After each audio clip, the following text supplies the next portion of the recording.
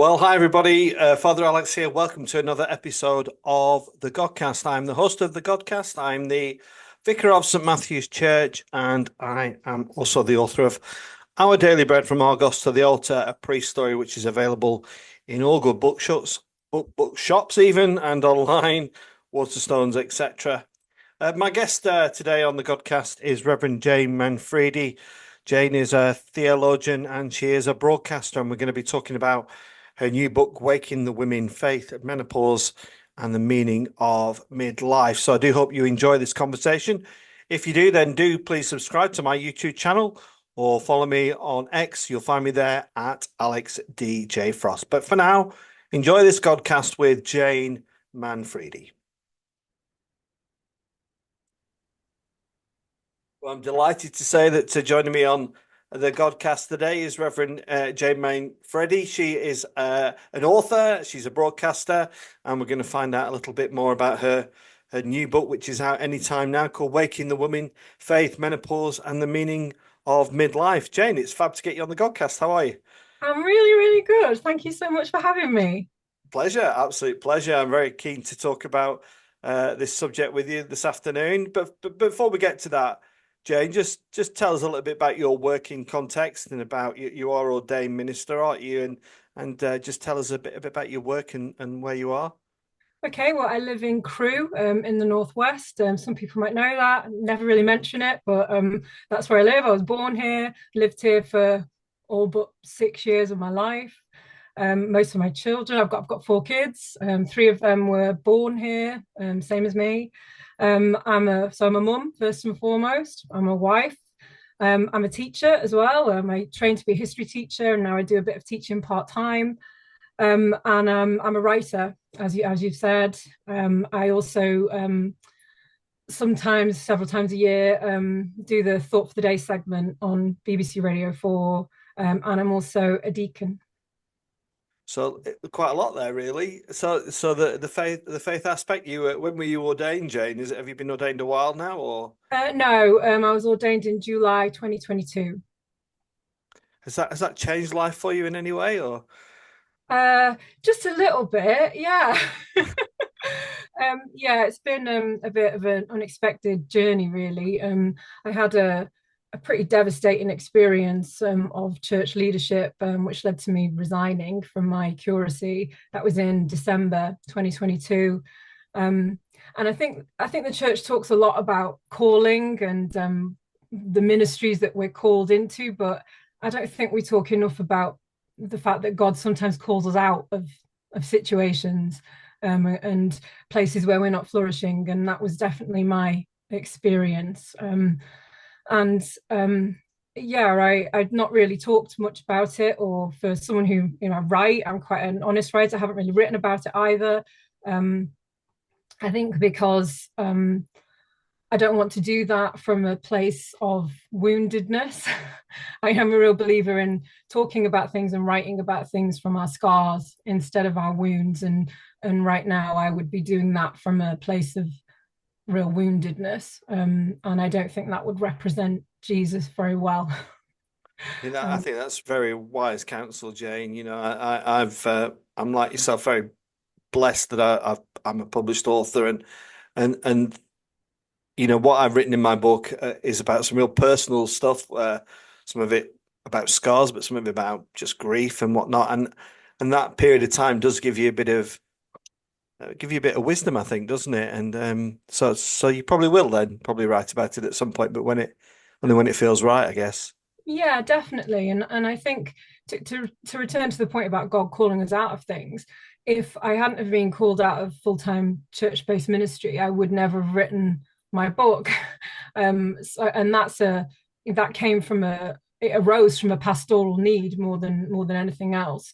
Not just my own need, but the need of other women who I talk to about menopause and faith. So it's a real, I hope it's a real piece of ministry. And it's my writing's definitely a way that I hope to minister to other people. Yeah, just before we talk about the book, a little bit about the thought for the day. A few of my friends are given that honor to write and then present and tell the nation. Do you enjoy that process? Do you get much autonomy in what you're going to say?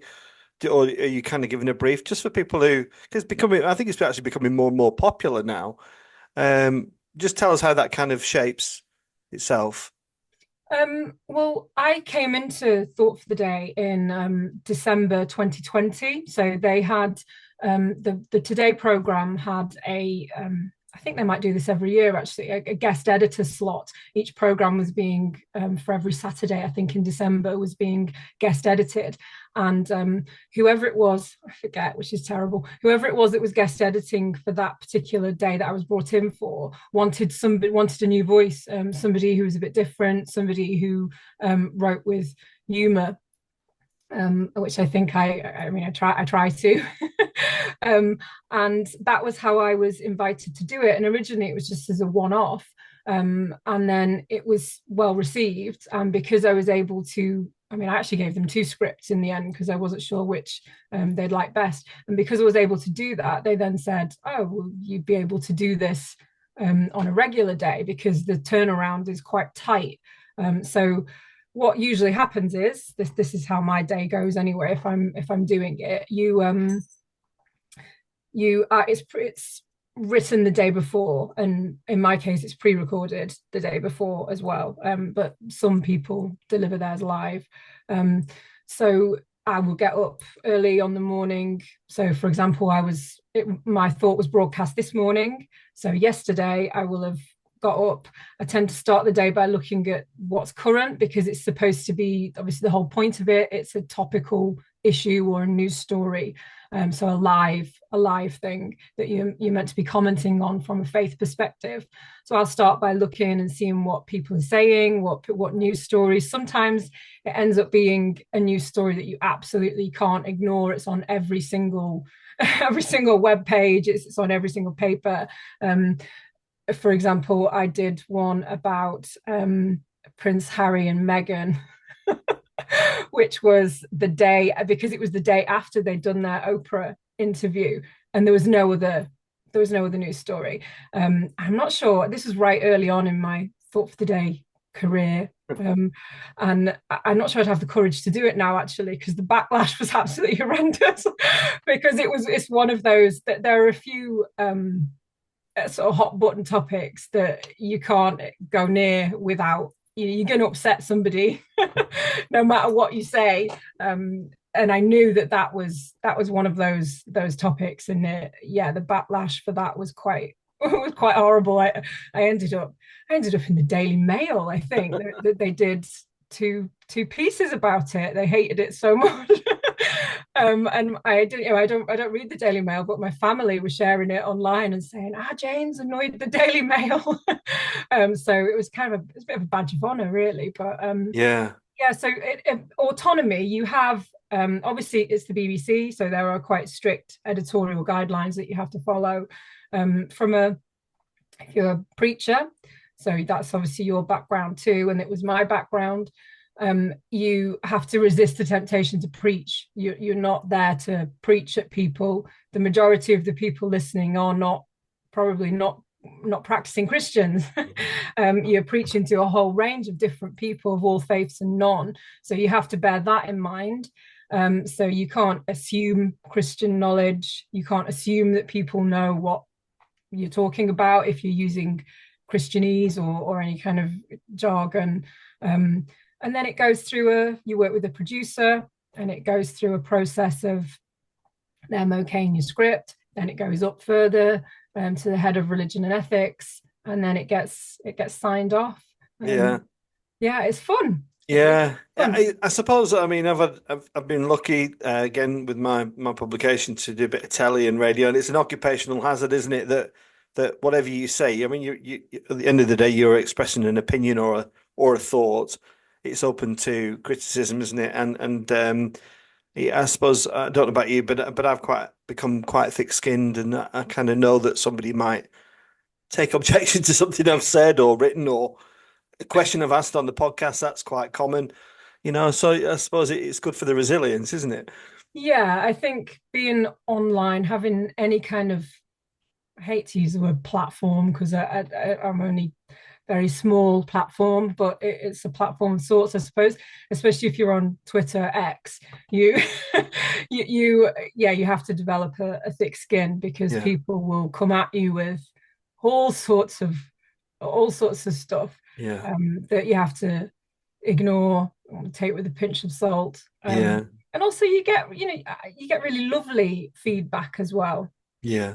And I suppose you have to just be balanced with it. No matter Yeah. how somebody's coming and telling you how marvelous you are, there's someone to come along and tell you that Yeah. tell you you're definitely not. So you have to be Absolutely. balanced. It's probably a good thing Yeah. in some Well, ways.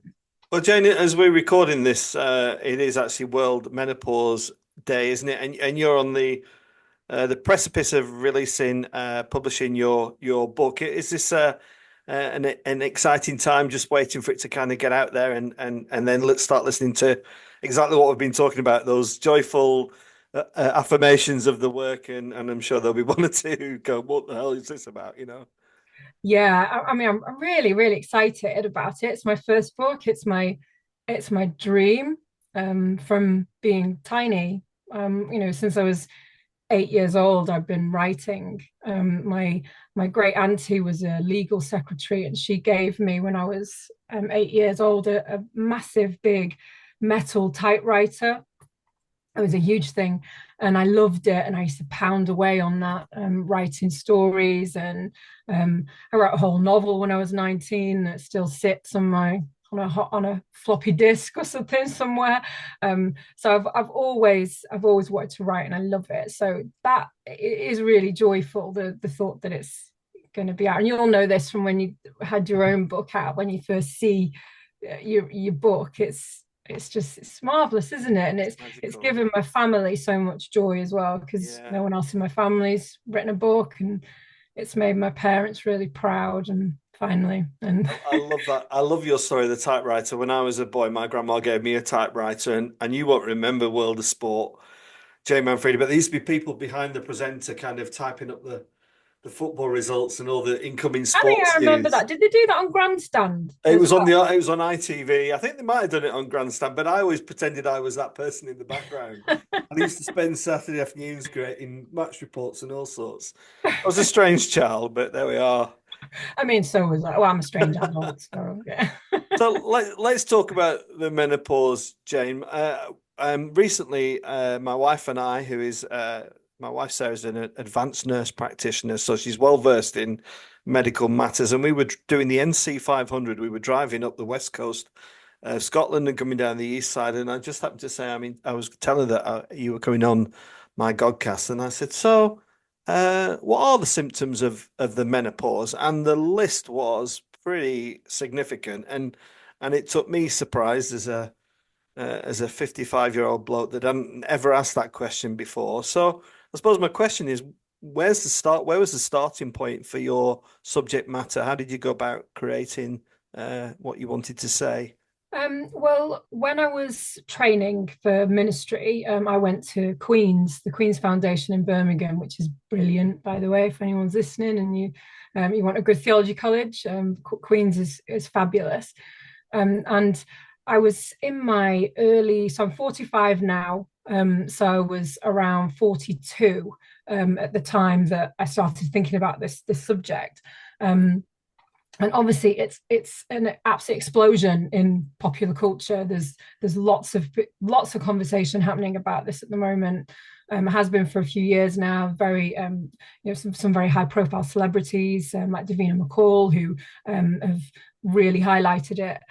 So I was very aware of it as a live issue. And obviously as soon as you hit 40 as a woman, you become slowly more aware of it anyway, I think. And in my final year of theology college, we had to write a pastoral liturgy essay on one stage of the life cycle.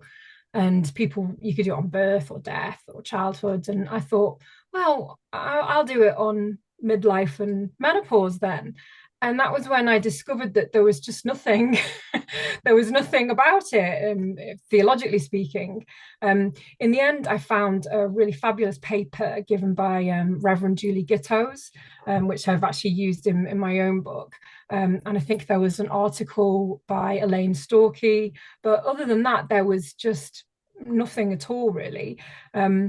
So I thought, okay, I need this needs to be talked about. Why, the world seems to be talking about it. Why is the church not talking about it? So I went online and said to the women that I know online, does anyone else concerned that we're not talking about this? Does anyone else feel that we should talk about it?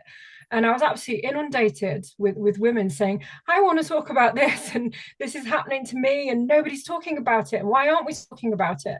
So we had a Zoom meeting. We all just sort of chatted. It was very informal, and that kind of got the ball rolling, really. And after that, I was obviously ordained, and then had stuff happening that was made life really difficult.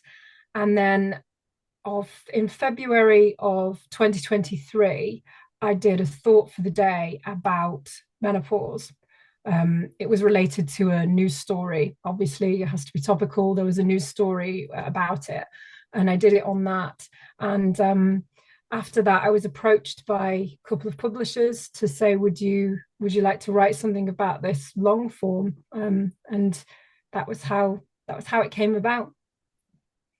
And and it's fascinating because I've spoken to a few feminist theologians in recent times. It's Helen King. I don't know if you know Professor Helen King. Yeah, and Yeah, she's written a book called Immaculate Forms, and we've had Dr. Karen on recently. And surprisingly, there is, or maybe or unsurprisingly, there is a desire from publishers to publish stuff about this subject matter. Did that surprise you that you were approached?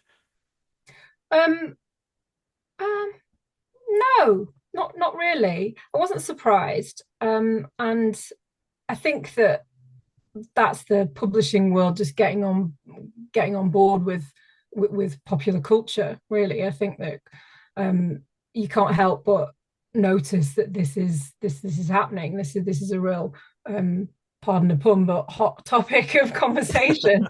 So I think that it didn't surprise me. My commissioning editor at Canterbury is David Shervington, and so he's a young man, and if I'm really, I mean, yeah. So it's well outside his area of interest or experience, but he was totally supportive, completely on board with it, which is brilliant, because it has to be a conversation that men are invited into. Otherwise, it doesn't work if it's just women talking amongst themselves. One of the comments that a few women said to me was that they have, like, I don't know, a male archdeacon or a male training incumbent, and I'm going through this thing at the moment and I feel so embarrassed and I don't know how to tell him. Well, give him a copy of my book. May ask him to read it. Yeah, He will understand better about what you're going through. yeah, That's my hope, anyway. yeah. And you mentioned Davina McCall. Obviously, there's books from the mainstream, but you're writing this from a theological perspective. Just share with us, Jayne, some of the things that maybe took you by surprise, or some of the revelations that you discovered. You said there wasn't an awful lot out there as it was. So just share No, with I us some think of those things. Yeah, I think now I've heard that there is theological research happening now. There are people doing dissertations on this, and people that are looking into it. I think that's fabulous. As I said, I don't. I suppose, yes, it's a book. My book is about faith. I talk about God. I talk about the Bible. But I don't think, I mean, it's very flattering for you to put me in the same in the same breath as Karen and Helen. But they're academics, and I very much am not an academic. And I've relied on the work of fabulous academics whilst writing my own book, but I was very keen that I wanted it to be a book that was sat somewhere outside academia, so that it would be more accessible. And I don't mean to be disrespectful to, I'm not saying that academic books aren't accessible, because they are, but that wasn't the place that I was coming from. Sorry, I've forgotten what you asked me. You asked me something Well, just different. some of the things, just some of the things that maybe took you by surprise when you were writing the book. You go, "Oh, I didn't know that," or those kind of, and also the humor aspect of it, Jayne. I'm 55. My wife's a few years behind us. We're going through, we're experiencing this journey together, and I have to say, without humor, also we would find some things a bit of a challenge. I'll give you an example. One of us might be in a room freezing cold, I and me. We talked and my wife comes like, "Oh, is the heating on?" And it's that kind of, and we end up having a bit of a giggle about it. So just some of the things that surprised you or enlightened you or you found humorous in the process. I mean, I find most things funny, to be honest. I find bodies very funny. I find people very funny. I find life is just generally just really ridiculous. And I think that God delights in that. I think God delights in humor. One of my one of the stories that I actually cover in the book is about Sarah, so Abraham's wife. It's one of my favorite passages in scripture where the three holy visitors come when they're in the desert, and Sarah overhears through the tent flaps that she's going to become a mother, and she's post-menopause. She is unable to have children. And that's obviously, the fact that she's unable to have children is absolutely key to her story. And yet here she is hearing that you're going to be fruitful, you're going to have a child. And she laughs, and I just love that. I love that whole scene. I love it. And I love that God then says to her, "Well, you laughed." And she's like, "I didn't laugh." "You did." You did laugh. And I just really love that. So I delighted in retelling that from a menopausal perspective, as opposed to how Sarah's story often gets told, which is obviously from a perspective of infertility. And so, yeah, I just delighted in that. And yeah, there was a few. I just really loved it. I just really loved the writing of it. I loved delving into it. I loved exploring it from that perspective of, oh, how would I read this if I was reading, as a menopausal woman. How would I read that? How does that sound differently? How can I tell this in a way that might speak hope for women like me, women older than me? Yeah, and you talked about men accessing it as well. You know, do you think men are ready to do that yet? People of a certain generation. I'm like I say, I'm 55.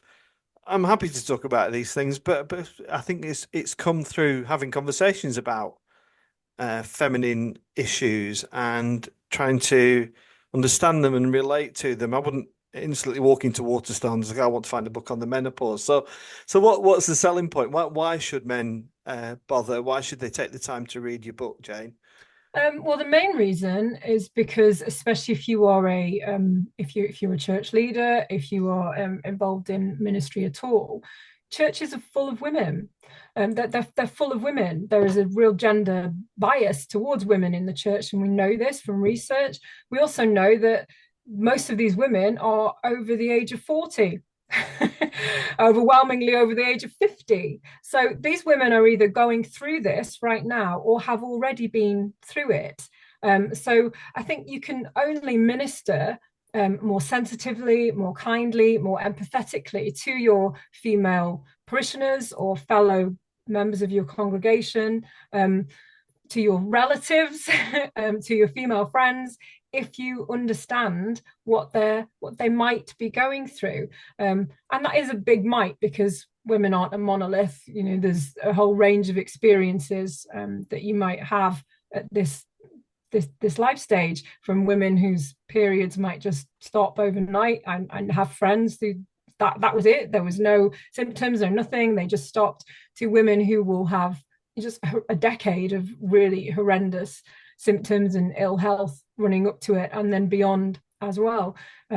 But the more that the church as a whole understands this, the more we can talk about it, the less shame women will feel about having to endure experiences that might be unbearable for them. So it will help people's ministry, I think, definitely, and Christian discipleship. Yeah. I mean, I hope this doesn't sound patronizing, but I think the more and more feminine voices we can hear, uh, on all aspects of ministry, actually, I think is for the benefit of the church. What's your what's your kind of feeling about the kind of the female impression on the church as it stands, Jayne? There's still an awful lot of misogyny knocking around, isn't there? And we've come from a place of men ruling the roost, as it were.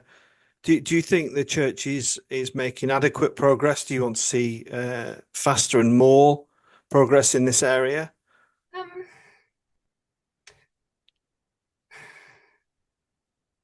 don't really know. I think one of the things that I know, that there are some fabulous women bishops who are doing just really wonderful work. I know Rachel Truitt does fabulous work with women's prisons, and Mm, there's other bishops, like female bishops I could name, who are also doing God's good work. Um, but really, what concerns me more than any gender gap is the class bias. That would be the thing that I'm more concerned about than gender, actually, because I think we still don't promote, uplift, or respect working class leaders. And I think, hey, I'm waiting for people who are listening to this. I'm waving my arm and they're like, "Go on, Jayne, yeah, speak I up to the mean, sister." people that sound like us. How Yeah, often do you hear a bishop that, and that's no disrespect intended to any bishop at all, but they still do come from a very tiny pool, and that's not reflecting the full glory of God, yeah, to my mind. And so I would say, in terms of leadership, I'm more concerned about the lack of working class representation in leadership than I am yeah. about gender. Well, I'll tell you what, Jayne, we're on the same page there, my friend. I'm for my sins and how long it will last, I don't know. But I'm on General Synod and I've actually raised a private members motion for a national strategy for working class vocations. I'd like to see an apprenticeship scheme, for example. But also the fact that when we talk about working class, we're not talking about. I think there's an assumption when I say that people think, oh, we don't want, you want people who aren't very clever. And I'm, Yeah, I've seen you talking about this on X. I've seen people challenge you about it, and it's enraging, actually, because I have to explain every time, Jayne, that, and that really, I'm going to swear on my God, that pisses me off because it's like I've never said that. I've never said people that I grew up with and who I work with are thick. They are often the most intelligent, articulate, um, entrepreneurial people I've ever met. I've just been with a family earlier, and they're like, "You're blowing me away with your understanding of a particular situation." And personally, I think the church is crying out for that. yeah, yeah, and I think a lot of the time, the working class people who get to speak tend to be the ones who go down the academic route. Um, and again, that's not to disrespect any of those people who are also doing fabulous work. We need working class academics, of course we do, but there's more than one way to share the gospel. There is more than one way to be a leader, and until the Church of England um, finds ways to respect that, and to reflect it, we're never going to move on. We're never going to move on. Yeah, it is a worry for me, and there are so many things raging in the church, and everybody's got an opinion about something, whether it's living in love and faith, whether it's about whatever it is. But there is underlying all that, there is an issue where the church is in rapid decline, and and I'm in synod thinking somebody's not even woke up and smelt the coffee on this one. They're too busy wittering about stuff that's like the church is in free fall, but actually in the context that I work in a very working class urban parish. Most of my work is with mums. Yeah. A lot of them are single mums, but they are uh, they're to me they're natural leaders because that's what they've been doing for such a long period of time. You Yeah, when know, I went through BAP, which was obviously feels like a million years ago, it was back in 2017. The that was back when you had to hit, it's different now, isn't it? But back then you had to hit this 9 criteria. And the one that I was most concerned about was the leadership one. But I was a single mum and it teaches you all sorts of things about how to lead, how to lead in ways which I yeah, you definitely find helpful as a leader in the church, and obviously that's not where my current ministry lies, but it was helpful. It really was a useful experience. yeah, I think again, it sounds patronizing, but people like you, Jane, are inspiring. You're the voices that people would need to hear, and then the people that will respond as well. They will respond to a voice like yours. I mean, somebody who speaks the perfect Queen's English just doesn't resonate in places like Burnley. And I mean, I know parts of Crewe are quite nice, aren't they? But in good old earthy Crewe, in the north and these urban provincial towns, they need authenticity and all power to your elbow. I really hope people listen to you more. And I know you described it as a small voice, but yeah, I think you're affecting change, and so I'm really pleased to encourage that. Really. Oh, So the thank you. so the book, Jane, is not far away. Then have you got a copy there? Is it I or have not? Let's actually. give it a wave. Let's give it some promotion. I've got it. Oh, this it's the wrong way around. There must be some mirror function on It my looks all camera. right on my screen. All right, good. Yeah, that's the book. So tell. It's only a small book, so gentlemen, it won't take long to read if you did want a copy. It's out next Thursday, 24th of October. Um, and then there is a launch event locally, which you can find out about online. But I think that's actually sold out, but they've told me that the reserve list for tickets, so um it'll be held in a bigger venue or something if those sell out too. So Yeah, we'll I think it see. can be got. People can buy it on Amazon. Is in Yeah, it's bookshops. available. It's available everywhere. So Isn't it all the great to be able to usual. say that? Yeah, it's I everywhere. know. It's really, really exciting. And thank you for having me on to let me Yeah. talk about it. Well, I must try and get a signed copy off you some point, and I will send that'd you be that awesome. one. I will send you that one. That wasn't a hint, by the way. That was just like, but it'd be nice if I could read it and then pass it on to my wife, and we can, share it together. So, Oh, I well, hope you enjoy it. yeah. Jane, thanks for coming on. It's been lovely talking to you. It's been lovely meeting you. Thank you for your comments. Thank you for supporting Working Class Ministry. And we just wish you really well with the book. And thanks for coming on the Godcast. Thanks so much. Thank you.